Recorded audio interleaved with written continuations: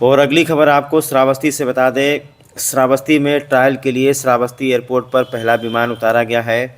जिलाधिकारी कृतिका शर्मा ने निरीक्षण किया है। 10 दिन के अंदर लाइसेंस मिलने की बात कही गई है। श्रावस्ती एयरपोर्ट को 10 दिन के अंदर विमान उतारने का लाइसेंस मिल जाएगा। इसके लिए डीजीसीए का पहला ट्रायल विमान रविवार को एयरपोर्ट पर उतारा गया, जबकि सोमवार को डीएम ने निरीक्षण करके अन्य औपचारिकताएं पूरी कराई। पहले चरण में 19 सीटर विमान 4 शहरों को जोड़ेगा। पूरा एयरपोर्ट 3 चरणों में पूरा किया जाएगा। श्रावस्ती एयरपोर्ट से विमान की उड़ान इसी महीने से प्रारंभ हो जाएगी।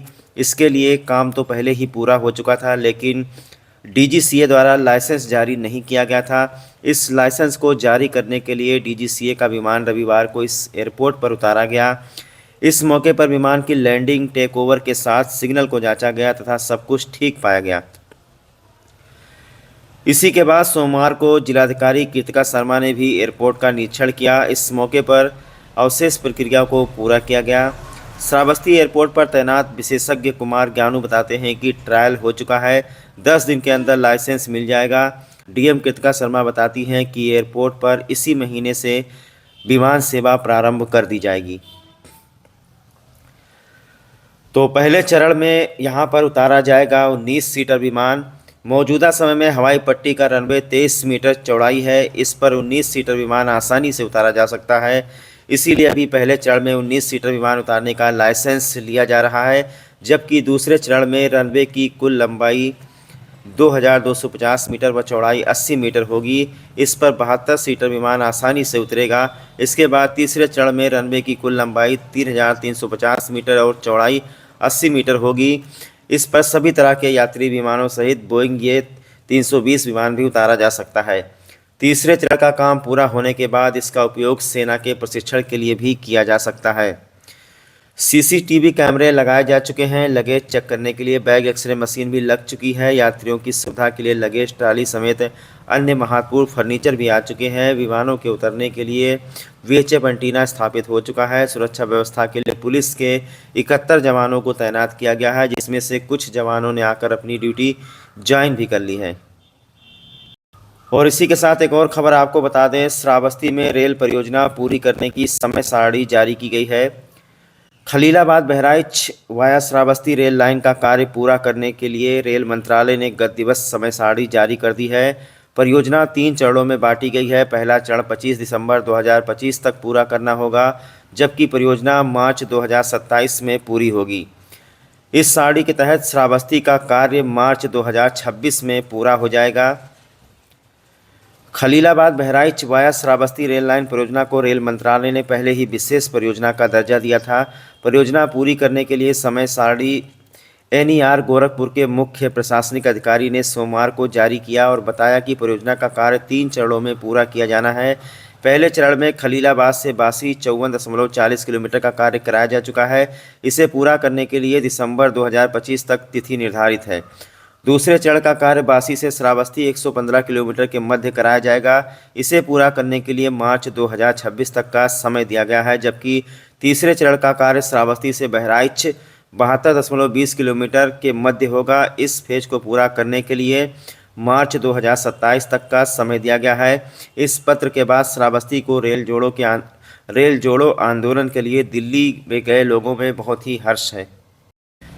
इस परियोजना को पूरा करने के लिए सिद्धार्थनगर जिले में अब तक 16 गांव के लिए सूचना जारी हो चुका है। इस क्षेत्र में 11.81 किलोमीटर लंबाई में 54.17 हेक्टेयर रेलवे को सौंप दी गई है।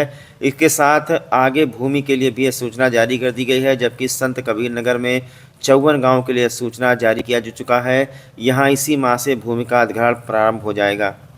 और विगत 19 दिसंबर को श्रावस्ती को रेल से जोड़ने के लिए हमारे श्रावस्ती के भारतीय किसान यूनियन के मंडल अध्यक्ष जो विनोद शुक्ला हैं और श्रावस्ती को रेल से जोड़ो संघर्ष समिति के जो अध्यक्ष हैं पंकज देव मिश्र, उनके नेतृत्व में श्रावस्ती में सैकड़ों की संख्या में पहुंचकर श्रावस्ती बलरामपुर के लोगों ने श्रावस्ती को रेल लाइन की स्वीकृति एवं धन आवंटित परियोजना का शीघ्र कार्य शुरू करने के लिए दिल्ली के जंतर मंतर पर धरना प्रदर्शन करके प्रधानमंत्री तथा रेल मंत्री को संबोधित अपना ज्ञापन दिया था।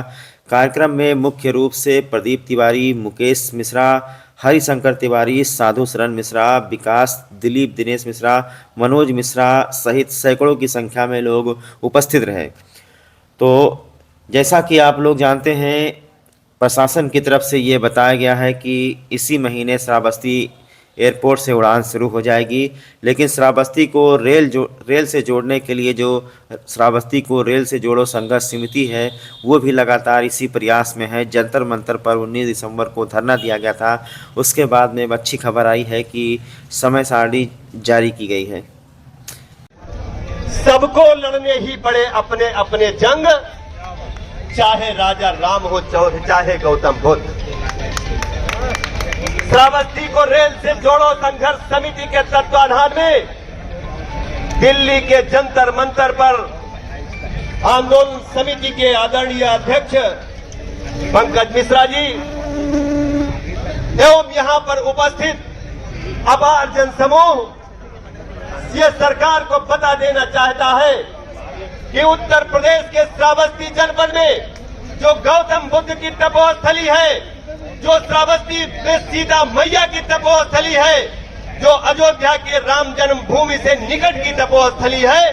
साथियों, एक तरफ जहां हम देश को विश्व गुरु बनाने की बात करते हैं, एक तरफ जहां हम देश को अपने बहुत बड़ी अर्थव्यवस्था बनाने की बात करते हैं, वहीं पर मौजूदा सरकार ने अपने शिलान्यास किए हुए, अपने द्वारा धन आवंटित किए हुए कार्य को धरातल पर उतारने का काम नहीं किया है।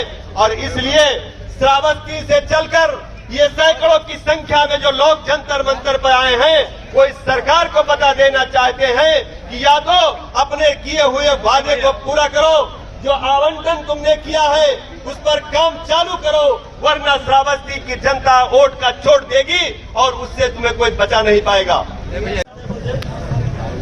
क्या नाम है अंकल जी आपका? मैं विनोद कुमार मिश्रा श्रावस्ती से आया हूँ। आप हमारे पीछे बैनर देख रहे हैं। श्रावस्ती को रेल से जोड़ो संघर्ष समिति के तत्वाधान में आज हम लोगों ने जंतर मंतर पे एक ऐसा कार्यक्रम रखा है। देश की आज़ादी के 73 वर्ष पूरे होने के बाद जहां हम एक तरफ भारत को विश्वगुरु बनाने और प्रथम शक्ति बनाने की बात करते हैं, उत्तर प्रदेश के एक कोने में बड़ा श्रावस्ती जनपद नेपाल की धरती से होकर निकलता है, वहां पर हम आज तक रेल नहीं दे पाए। रेल की पटरियां हमारे जनपद को एक भी इंच नहीं छूती है। विगत सरकारों ने उसका शिलान्यास किया, उसका धन आवंटन हुआ, लेकिन ये कागजों तक सीमित है। धरातल पर अभी एक भी काम नहीं चल पाया है। इस धरना प्रदर्शन के माध्यम से हम इस देश की सरकार को बता देना चाहते हैं कि चुनाव नजदीक है, या तो आपने वादे को पूरा करो, अन्यथा श्रावस्ती की जनता वोट की चोट देगी और उसके बाद तुम्हें कोई बचा नहीं पाएगा। शीतकालीन सत्र भी जो है चल रहा है, क्या लगता है उसमें भी आपके वादे उठ सकती है? हमें कुछ लगता नहीं है। हम अपनी बात को सरकार तक पहुंचाने के लिए आए हैं। आपके माध्यम से हम देश की सरकार को बताना चाहते हैं कि श्रावस्ती में जो आपने शिलान्यास किया है, जो धन का आवंटन किया है, उसका काम हमें धरातल पे दिखना चाहिए, नहीं तो श्रावस्ती जनता वोट का चोट देने के लिए तैयार रहेगी। Thank you.